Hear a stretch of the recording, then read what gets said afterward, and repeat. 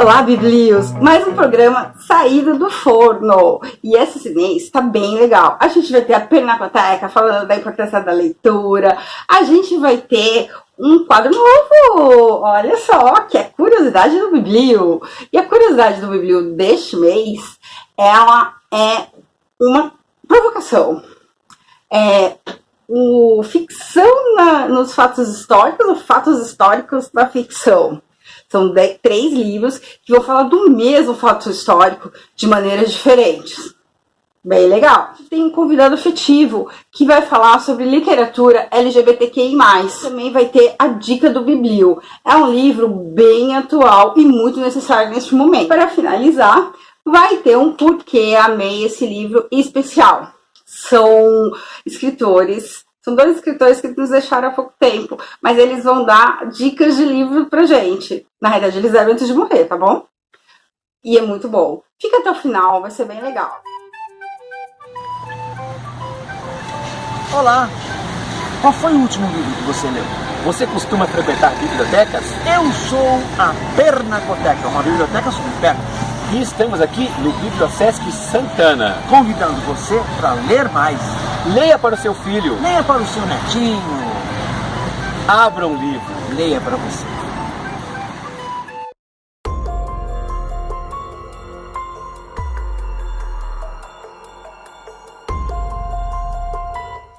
Biblios, temos novidades este mês. A gente tem a inauguração de um quadro novo aqui no programa, que é Curiosidade do Biblio.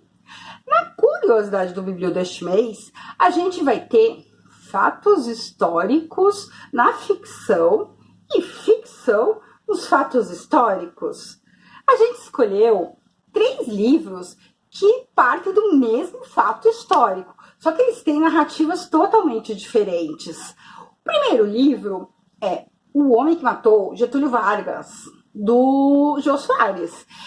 Esse livro ele vai narrar as peripécias do Dimitri, que ele é um assassino profissional, filho de um sérvio que é ultra anarquista e uma acrobata brasileira. O Dimitri, ele se formou numa escola especializada em assassinos, uma escola de assassinos. Lá ele aprende a mexer com pólvora, atirar, técnicas de assassino. Depois que ele se forma, ele vai praticar lá, porque ele não é qualquer tipo de assassino, ele é um assassino que ele mata ditadores e sanguinários. Então ele vai participar ali de vários fatos históricos direto ou indiretamente. Ele vai participar diretamente da Primeira Guerra Mundial, ele vai conhecer a Martha Hari, ele vai ser capanga do Al Capone. Ele vem para o Brasil porque ele descobre um parentesco com Getúlio Vargas. E aí ele vem para o Brasil e aí ele começa a perceber, ele acha não, na verdade ele tem convicção que quando chega no Brasil, ele já começa que ele é preso como comunista. Ele já fica meio trajado porque ele não é comunista, ele é anarquista. Por favor, entenda a diferença. E aí ele começa a perceber que ele tem um probleminha com o Getúlio Vargas. Ele acha que o Getúlio Vargas ele precisa ser eliminado porque ele está atrapalhando o processo histórico. E nesse momento que ele está tentando descobrir como matar o Getúlio Vargas, o Gregório Fortunato, que ele era o chefe de segurança do Getúlio Vargas, conhece o Dimitri e percebe que ele tem uma destreza com armamento. E aí ele chama o Dimitri para trabalhar na segurança do Getúlio Vargas. Ele era o chefe de segurança. Então ali é o momento que o Dimitri percebe que o plano dele pode dar certo. Ele pode conseguir matar o Getúlio Vargas. Mas para você saber se ele realmente matou o Getúlio Vargas ou o Getúlio Vargas morreu sozinho, é melhor você assistir as peripécias você assistir não, né? Você lê as peripécias do Dimitri. Lembrando que ele tem 2 características muito importantes, além de ser assassino profissional. Ele tem 6 dedos em cada mão e ele é extremamente atrapalhado. É bem engraçado esse livro, viu? Vale a pena. Então a nossa primeira dica é O Homem que Matou Getúlio Vargas, do Jô Soares. Nossa segunda dica é ganhador do Prêmio Sesc de 2017. É A Última Hora, do José Almeida Júnior. Esse livro, ele conta os bastidores do jornal Última Hora, que era comandado pelo Samuel Weiner. Esse é o fato histórico. Esse jornal, ele foi criado meio que sob encomenda pelo Getúlio Vargas, porque todos os outros veículos de comunicação falavam mal do Getúlio, e ele não conseguia se expressar, ele não conseguia falar dos feitos dele em nenhum lugar, não só Malhava Judas, né? Então, aí ele pede para o Samuel Weiner criar esse jornal que deveria ser meio que chapa branca. Aí o Samuel Weiner fala, beleza, vamos fazer um jornal. Em 1951, ele cria o Última Hora. A grande sacada desse jornal é que ele dá uma modernizada no jornal impresso do Brasil. Primeiro, o projeto gráfico dele é muito parecido com o que a gente tem hoje nos grandes meios de comunicação. Os colunistas, eles sabem quantos caracteres que vai ter. Antigamente era meio o samba do crioulo doido. Agora já é mais organizado, você sabe onde tem as colunas e coisa e tal. Outra coisa é que ele dá uma valorizada no profissional de imprensa. Ele é o Última Hora é o primeiro jornal que dá crédito a quem fotografa. Ele também vai melhorar as condições de trabalho dos jornalistas. E nesse livro, ele vai contar várias curiosidades assim dos bastidores da notícia. Primeiro, que uma notícia ela pode ter várias formas de você interpretar essa notícia de acordo com a sua conveniência. Uma coisa interessante é que no livro o Nelson Rodrigues é um personagem, porque o Nelson Rodrigues realmente trabalhou nesse jornal. E lá você vai descobrir como nasceu A Vida Como Ela É, que hoje é um dos livros bem conhecidos do Nelson Rodrigues.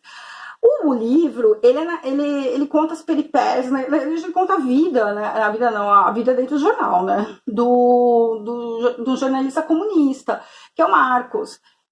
Ele é um jornalista comunista que no começo ele reluta em trabalhar no jornal que vai falar bem do Getúlio Vargas, mas o Samuel Weiner convence ele que é bacana ele trabalhar lá, até porque ele tá precisando de grana, né? E ele vai ganhar bem mais nesse jornal.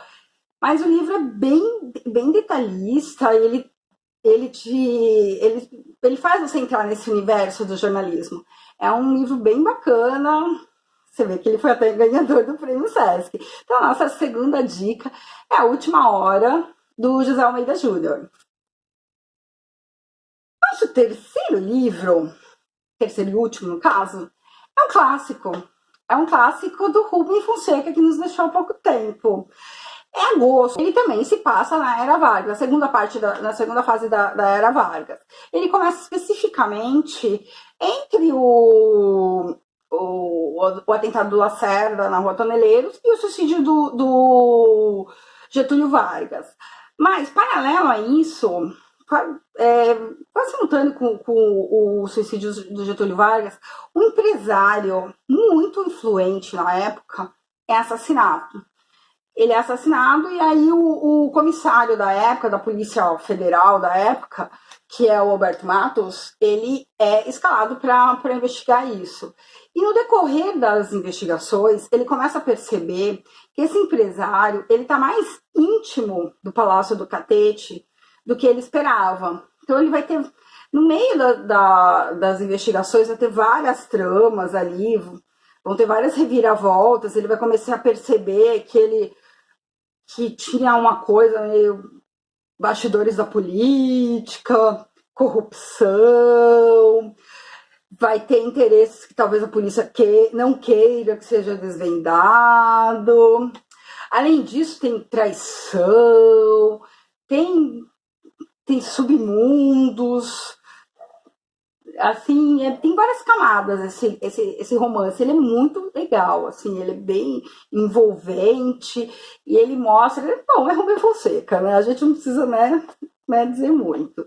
Então essas são nossas 3 dicas, né? São 3 dicas bem legais, são bem diferentes, assim, os estilos.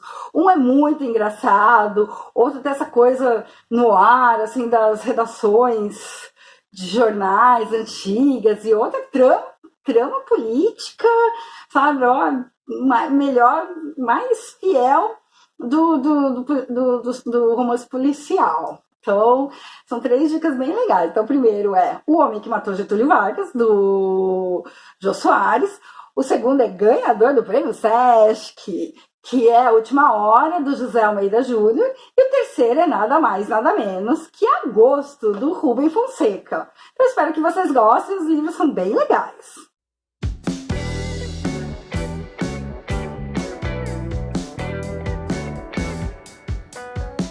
Olá, sou Frederico, trabalho no Sesc Santana e o pessoal da Bibliosesc me convidou para dar dicas de publicações LGBTQIA+.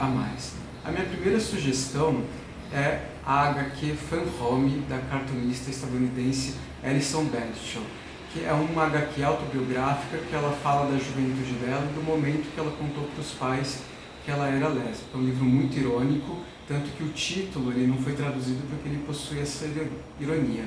Ele significa tanto fã de diversão quanto diminutivo de funeral, porque ela vivia numa casa que era também uma funerária, que era uma funerária da família dela. A minha segunda dica é o livro Devassos do Paraíso, do João Silvério Trevisan, que é um livro não biográfico e fala da história dos movimentos LGBTQIA+, no Brasil. Não só da história do movimento, mas do comportamento, de como isso saía na mídia, como isso era retratado nos jornais. O João Silvério é um cineasta, escritor que vive essa história. Ele fez parte do Somos, que foi o primeiro grupo de afirmação homossexual em 1978. Ele também fez parte do Lampião de Esquina, que era um tabloide que tratava desses temas. E esse livro ele foi lançado pela primeira vez em 1986, há 34 anos atrás. E o ano passado ele ganhou a 4ª edição, revista e ampliada, e vale a pena ver. A minha outra dica é Antologia Trans, que é uma antologia com 30 poetas trans, travestis e não binários, que é organizada pelo Transaral, que faz o Transaral e também o coletivo Transformação, que é um cursinho para pessoas trans. Todos esses livros que eu falei, eles estão disponíveis no acervo do Bibliosesc. E eu vou dar uma última dica de publicação virtual, que pode ser acessada gratuitamente, que é Outros Fins que Não a Morte. É uma publicação que acabou de ser lançada e ela contém 23 narrativas de pessoas racializadas e LGBTs sobre a pandemia da Covid que está tendo agora. Ela tem a curadoria da Paulette Linda Selva e, além dos textos, estão sendo produzidos podcasts que vão ser lançados ao longo do mês de junho. Para acessar, tem que entrar no site outrosfins.serialmelodia.com. Essas foram minhas dicas, espero que vocês gostem e até mais. A dica do Biblio desse mês é para o livro Pequeno Manual Antirracista. Mas não é só para o livro, é para quem escreveu o livro. A gente está falando não só do livro, mas da escritora, que é a Djamila Ribeiro. Olha quem é essa mulher. Ela é uma mulher negra, ela é uma filósofa, ela é uma ativista feminista, antirracista, e ela é uma das vozes jovens, pensantes do Brasil. E ela tá com 3 livros entre os mais pedidos, baixados, procurados do Brasil. O primeiro é esse que a gente acabou de falar, que é o Pequeno Manual Antirracista. Que esse livro, ele fala das raízes do racismo, mas o legal desse livro é que ele também fala como ser antirracista. E é tudo muito simples, muito direto, muito cirúrgico. E ela tem ela tem mais 2 livros que também estão entre os mais procurados, que é Quem Tem Medo do Feminismo Negro e Lugar de Fala. Os 2 primeiros, eles são da Companhia das Letras, e o Lugar de Fala é da Pollen. Então, a dica do Biblio desse mês não é só simplesmente o livro, mas a pessoa. E se você puder, siga também a coluna dela na Folha, uma coluna semanal. É incrível, essa mulher é muito poderosa e ela tem muito a dizer, e a gente tem muito a escutar.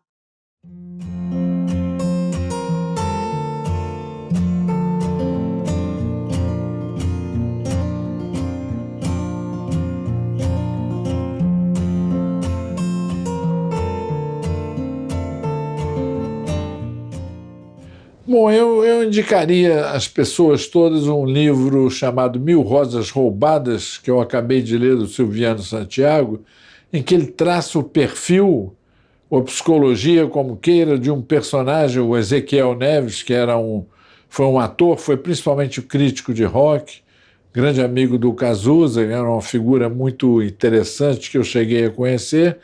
E é um livro que não só tem o perfil desse personagem, quer dizer, o interior dele, mas como é um livro também que tem um lado todo ensaístico, em que o Silviano Santiago reflete sobre a própria literatura.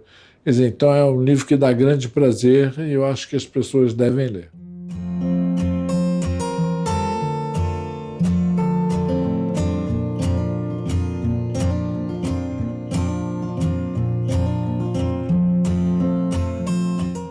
Eu indicaria um autor que não é muito conhecido, apesar de ser conhecido, que é a Patricia Highsmith. O livro mais conhecido dela é O Talentoso Ripley.